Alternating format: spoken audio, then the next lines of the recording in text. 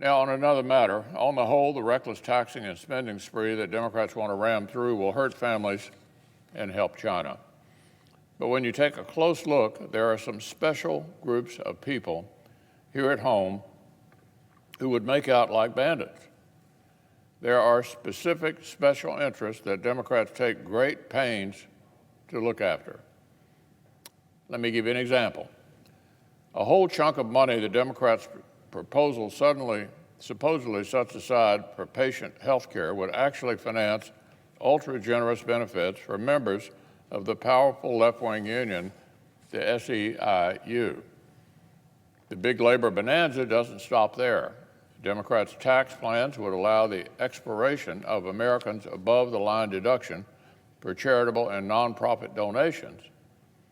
But in its place, they want to subsidize create a brand new subsidy for, listen to this, union dues.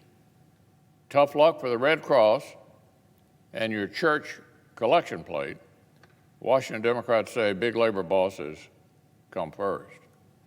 Democrats also propose lavishing billions of dollars of something they call environmental and climate justice block grants.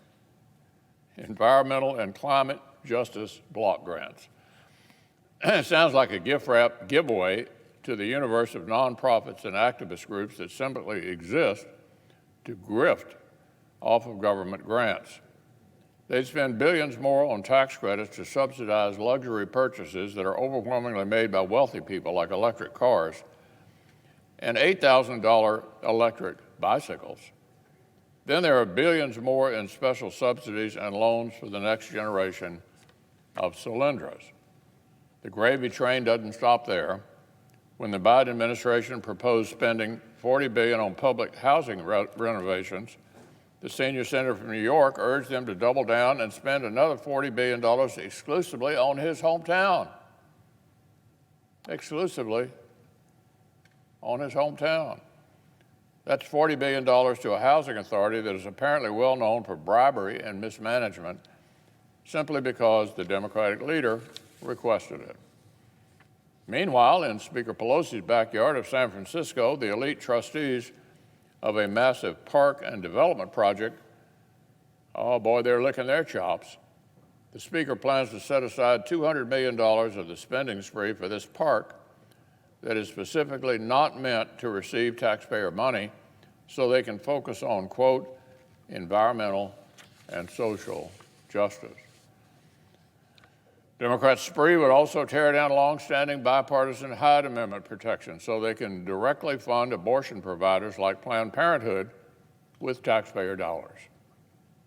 So today's left cannot miss an opportunity to send Planned Parenthood a new slush fund.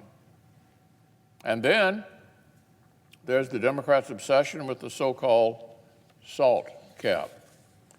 Even as our colleagues draft the biggest tax hikes in half a century, they cannot resist the concept of special tax cuts for high earners in blue states. They want to reintroduce a federal tax subsidy for living in high-tax states. One outside analysis has found that a 2-year repeal of the SALT cap would send more than, listen to this, more than $300,000 to the average household in the top 0.1% of our country. The average household in the bottom 60% would get $15. This isn't a joke. This is literally the SALT policy that Democrats want. $300 grand for the richest folks on the coast and $15 for normal families.